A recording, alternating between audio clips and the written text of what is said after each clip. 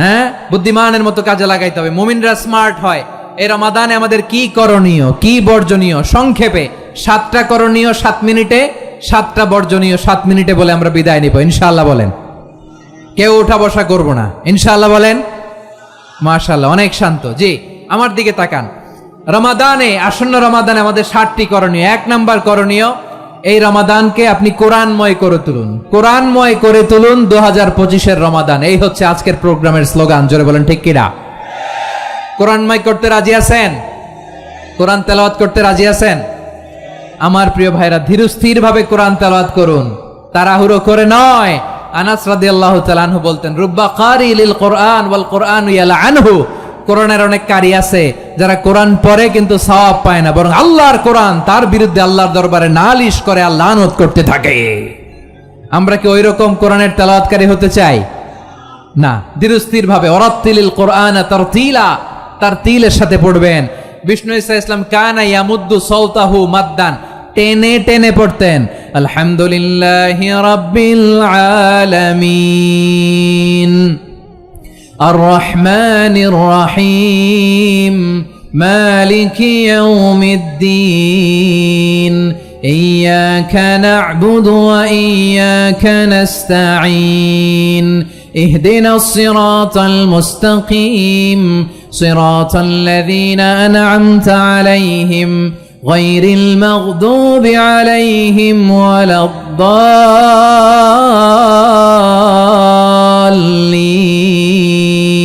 পড়েন আমিন। কানা ইয়ামুদ্দু সাওতাহু মাদ্দান, টেনে টেনে পড়তেন। ওয়া কানা ইউকাত্তিউ আয়াতাহু, ইউকাত্তিউ আয়াতান আয়াতান, প্রত্যেক আয়াত পড়ে পড়ে তিনি থামতেন। এভাবে কোরআন পড়তে হবে। আমাদের অনেক মা বোনেরা আজকের এই চাঁপাইনবাবগঞ্জের প্রোগ্রামের অনেকগুলো মহিলা প্যান্ডেল আমি ল্যান্ডিং করার সময় দেখেছি। আমার অনেক বোনেরা, ওনারা কোরআন খতম করতে যে এমন ভাবে তেলাওয়াত করেন, কোরআন তেলাওয়াতের আদব আর অবশিষ্ট থাকে না। আমরা তার তিলের সাথে তেলাওয়াত করব, যেমনটি আমি পড়ে শোনালাম।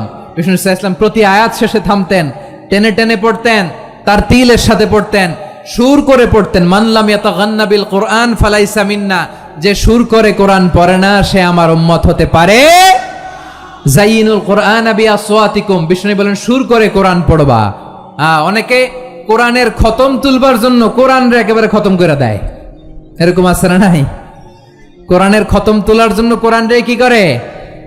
একেবারে খতম করে দেয়। না, আপনি ধীরস্থির ভাবে পড়ে যদি খতম দিতে পারেন মাশাআল্লাহ, না পারলে যতটুকু পারেন পড়বেন। এরপর অনুবাদ পড়ার চেষ্টা করবেন, তাফসীর পড়ার চেষ্টা করবেন। আপনাদের জন্য এক অনন্য উপহার রয়েছে আমার পক্ষ থেকে, এক নজরে কোরআন। 114 সূরার সারমর্ম, সার নির্যাস আমরা নিয়ে এসেছি এখানে বাংলা ভাষায়। আমার জানা মতে খুব সম্ভবত এই প্রথম কাজ, কেউ করে নাই। আরবিতে পাবেন এরকম অনেক বই, ইংরেজিতে কিছু কাজ আমরা দেখেছি, কিন্তু বাংলায় পাবেন না। এত চমৎকার ভাবে আমরা সূরাগুলোর সারমর্ম, সার নির্যাস তুলে ধরার চেষ্টা করেছি। 5 পৃষ্ঠায় আপনি জেনে যাবেন এই সূরার সেন্ট্রাল থিম কি।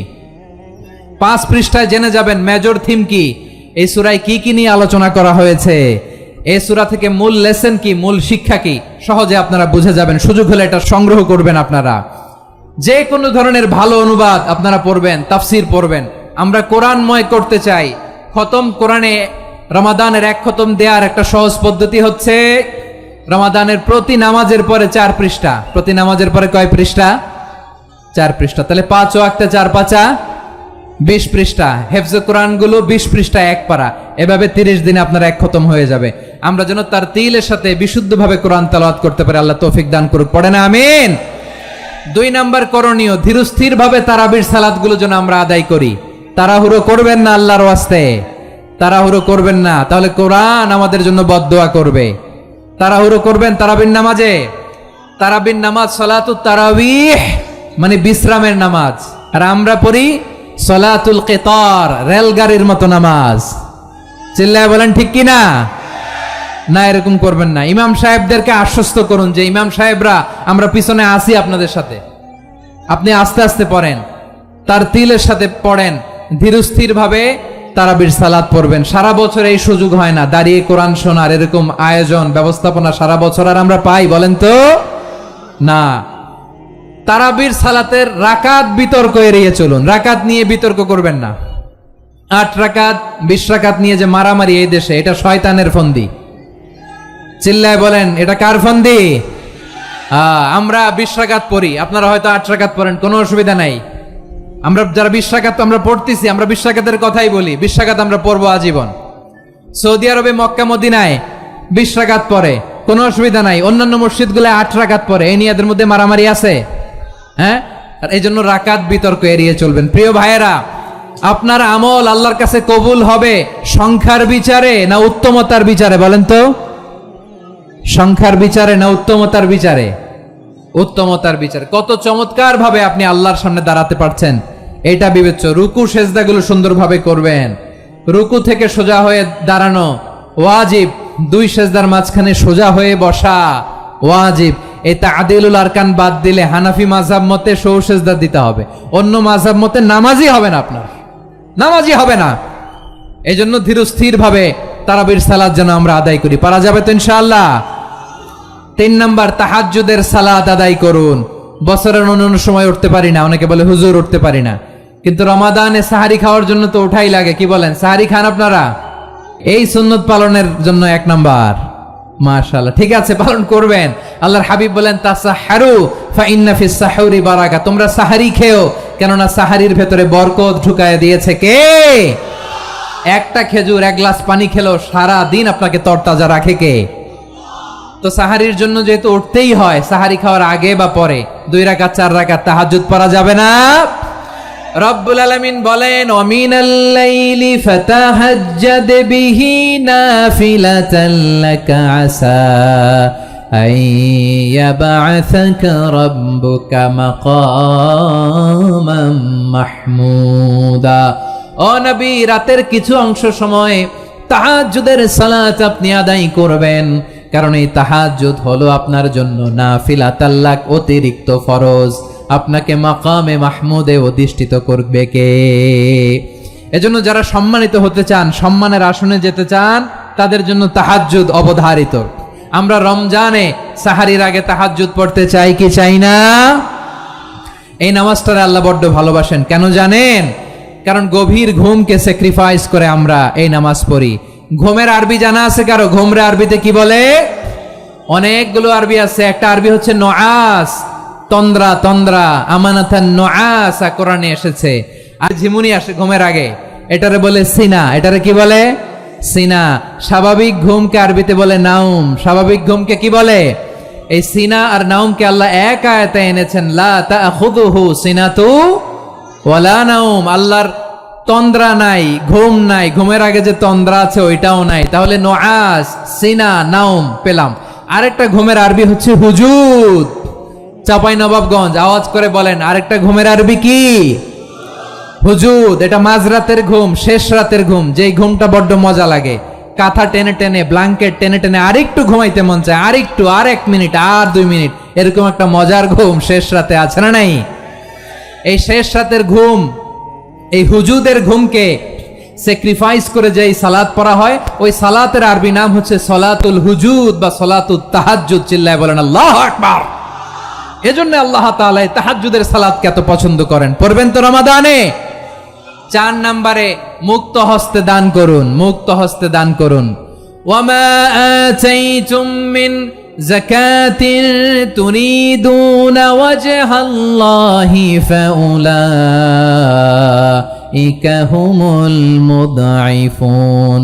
তোমরা মনে করো না যাকাত দিলে তোমাদের সম্পদ কমে যায়, এটা ভেবো না। বরং তোমরা আল্লাহর খুশির জন্য যে যাকাত দাও, তারপরে তোমার যে সম্পদ থাকে ওই সম্পদের মধ্যে প্রবৃদ্ধি দান করে কে?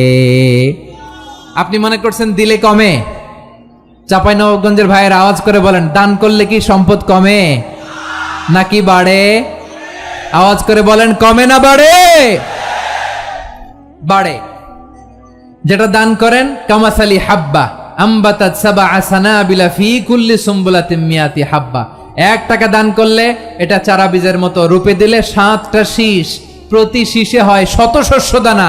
আল্লাহ যারে চায় এরকম বাড়ায় দেয়, প্রবৃদ্ধি দেয়। সুবহানাল্লাহ। এজন্য মুক্ত হস্তে দান করতে রাজি আছেন? আগে আগে যাকাত ক্যালকুলেট করে রাখেন। আপনার যাকাত বর্ষ যদি পরেও হয়, দেরি করেও হয়, ধরেন যে প্রতি বছর মুহররমে দেন, আপনি আগে দিতে পারবেন। যাকাত অগ্রিম আদায় করা যায়, সুবহানাল্লাহ বলেন।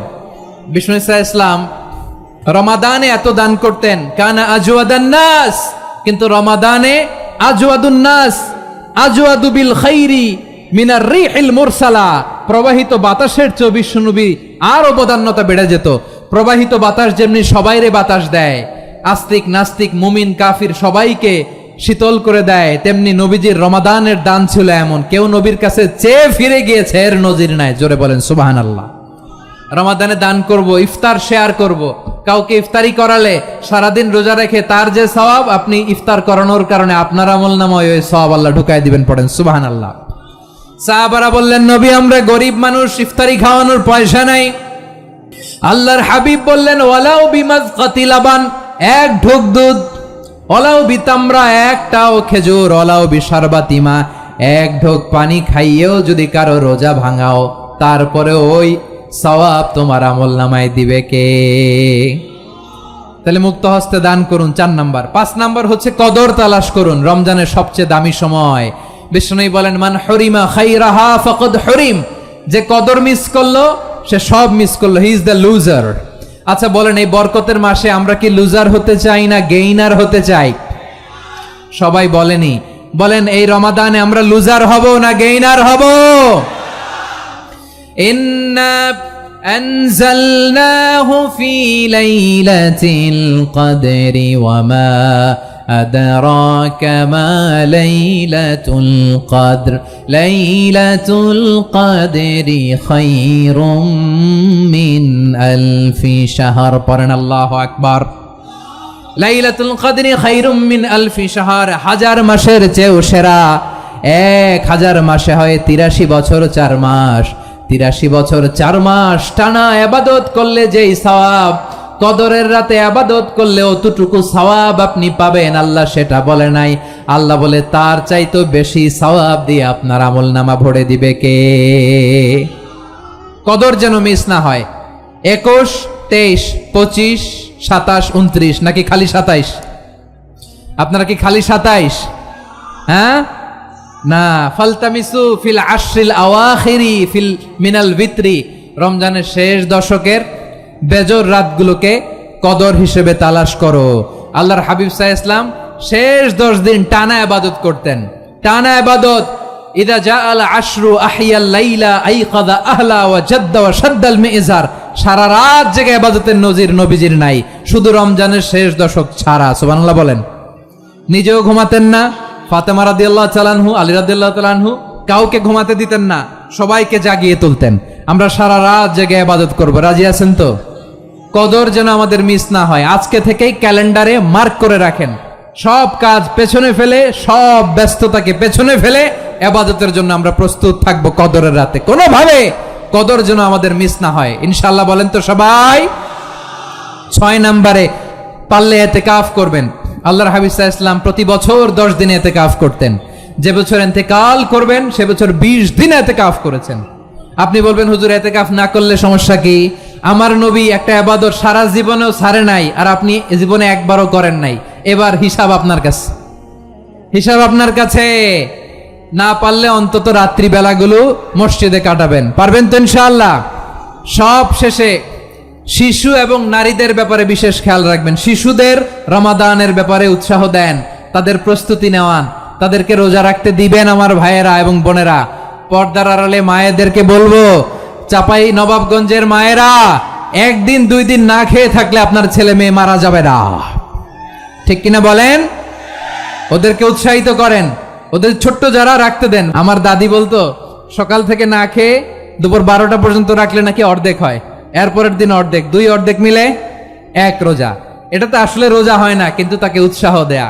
ইফতার প্রোগ্রামগুলোতে নিবেন আমাদের বাচ্চাদেরকে, দেখবেন যে ওর ক্ষুধা লাগতেছে, খায় না, কারণ কেউ খায় না। একজন আজান দিচ্ছে, সবাই খেজুর নিয়ে ইফতার করতেছে। এই দৃশ্য, এই ট্র্যাডিশন, এই ইবাদত, এই তারবিয়া ওর আগামীর জীবনটাকে সুন্দর করবে। চিল্লায় বলেন ঠিক কি না? এভাবে আগামীর প্রজন্মকে আমাদের গড়তে হবে। শিশুদের রোজার ব্যাপারে প্রস্তুতি নিন, উৎসাহ দিন। আর নারীদেরকে কষ্ট দিবেন না। সারা দিন পেঁয়াজু, আলুর চপ, বেগুনি, পাকোড়া, ছোলা, মুড়ি, শরবত, রুয়াবজা আছে না নাই? বানাতে বানাতে আমাদের বোনেরা কাহিল হয়ে যায়। আর তারাবি পড়তে পারে না, ইবাদত করতে পারে না। আমরা যেন আমাদের বোনদের প্রতি ইহসান করি। পারবেন তো সবাই? এই 60টি করণীয়, 60টি বর্জনীয়। 1 নাম্বার, বিলম্বে ইফতার করবেন না কখনো। 1 নাম্বার, দেরি করে ইফতার করা নিষিদ্ধ। ইহুদিরা দেরি করে ইফতার করে। লা ইয়াজালুন নাসু আলা খাইরিন মা আজ্জালুল ফিতরা। বিশ্বনবী বলেছেন, এই উম্মত যতদিন আগে আগে ইফতার করবে, এই উম্মতের কপাল থেকে কল্যাণ কেউ ছিনিয়ে নিতে পারবে না। চিল্লায় বলেন ঠিক কি না?